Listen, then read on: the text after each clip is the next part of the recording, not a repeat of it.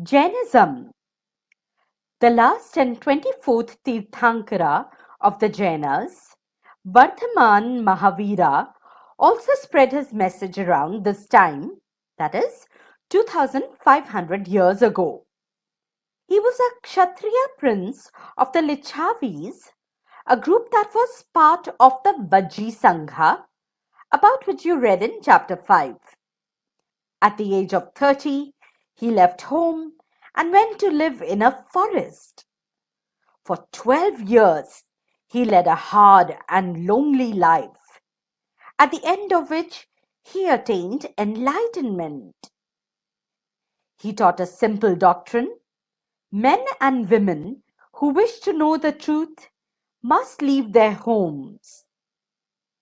They must follow very strictly the rules of ahimsa, which means not hurting or killing living beings.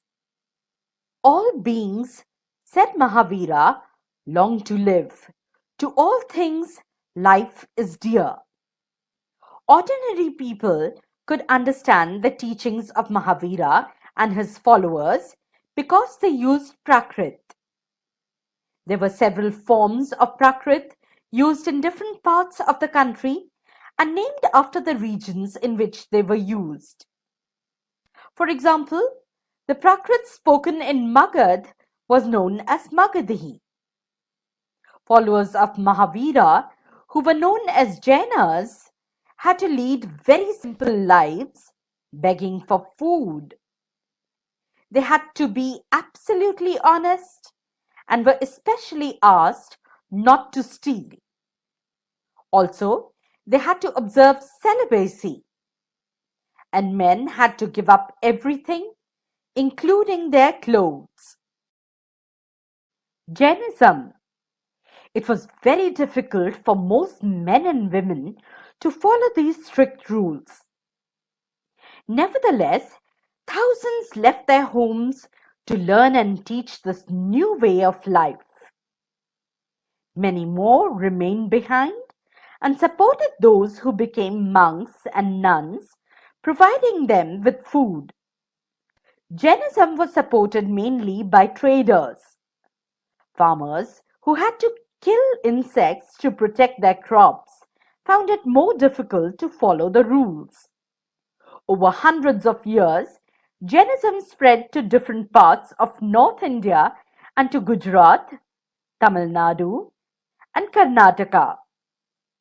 The teachings of Mahavira and his followers were transmitted orally for several centuries.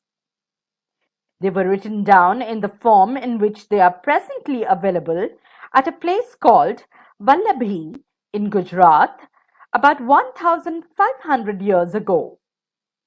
See map 7, page 105. The Sangha. Both the Mahavira and Buddha felt that only those who left their homes could gain true knowledge. They arranged for them to stay together in the Sangha, an association of those who left their homes. The rules made for the Buddhist Sangha were written down in a book called the Vinay Pitak. From this, we know that there were separate branches for men and women. All men could join the Sangha. However, children had to take the permission of their parents, and slaves that of their masters. Those who worked for the king had to take his permission, and debtors that of creditors. Women had to take their husband's permission. Men and women who joined the Sangha led simple lives. They meditated for most of the time and went to cities and villages to beg for food during fixed hours. That is why they were known as bhikkhus, the Prakrit word for renouncer, beggar, and bhikkhunis. They taught others and helped one another. They also held meetings to settle any quarrels that took place within the Sangha. Those who joined the Sangha included Brahmins, Kshatriyas, merchants, laborers, barbers, courtesans, and slaves. Many of them wrote down the teachings of the Buddha. Some of them also composed beautiful poems describing their life in the Sangha. List at least two ways in which the Sangha described in this lesson was different from the one mentioned in chapter 5. Were there any similarities, differences? First, both the Mahavir and Buddha felt that only those who left their homes could gain true knowledge. They arranged for them to stay together in the Sangha. Sangha is the association of those who left their homes. Second, there were many rulers, men and women, who joined the Sangha led simple lives.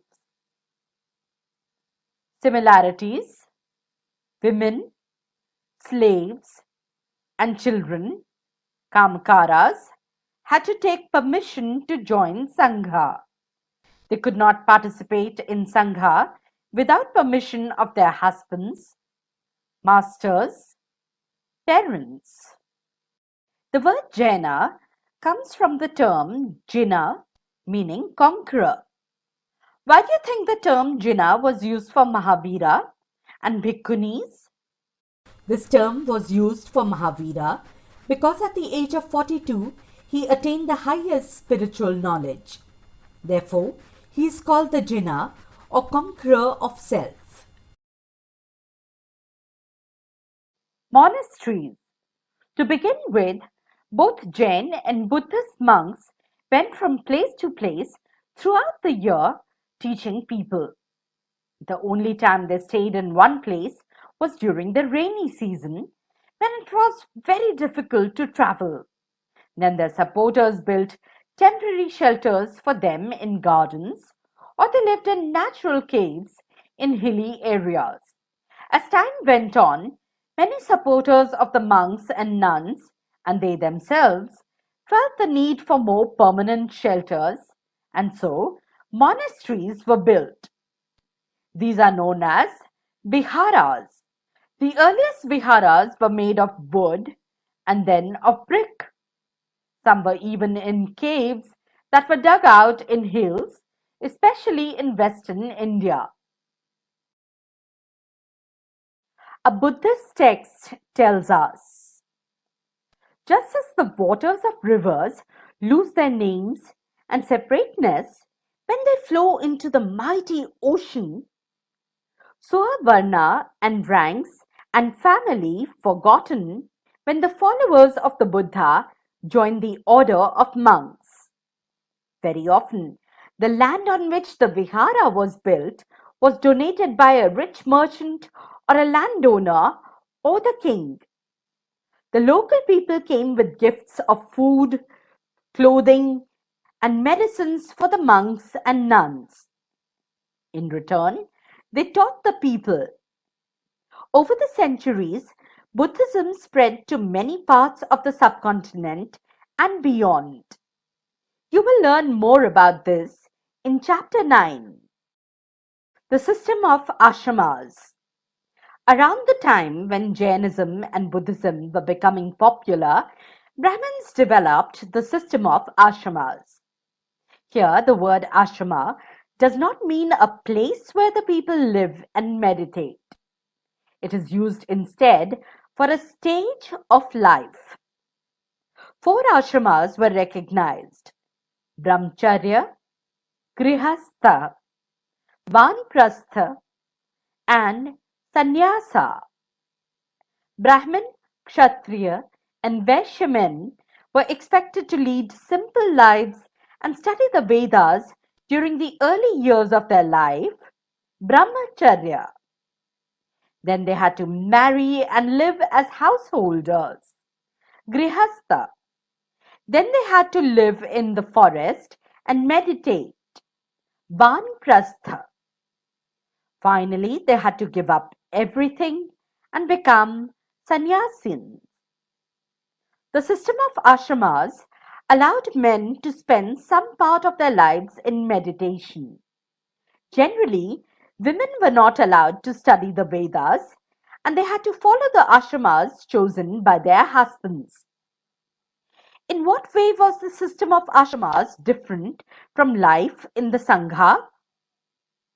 The system of ashramas were the different stages of life men had to live. It allowed men to spend some part of their lives in meditation. Women were not allowed to read Vedas, and they were bound to follow the ashramas chosen by their husbands. Sangha was an association joined by both men and women. What are the varnas mentioned here? The varnas mentioned here are Brahmin, Kshatriya, Vaishya, and Shudra. Were all four varnas allowed to participate in the system of ashramas? No, Shudras were not allowed to participate in the system of ashramas. Elsewhere, find Iran in your atlas.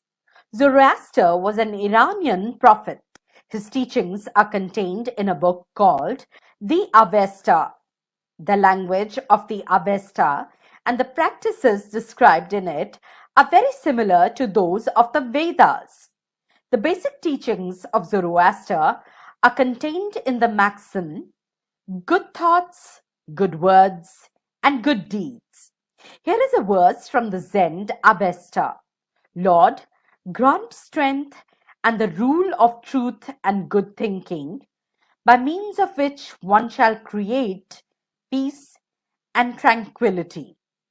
For more than 1,000 years, Zoroastrianism was a major religion in Iran.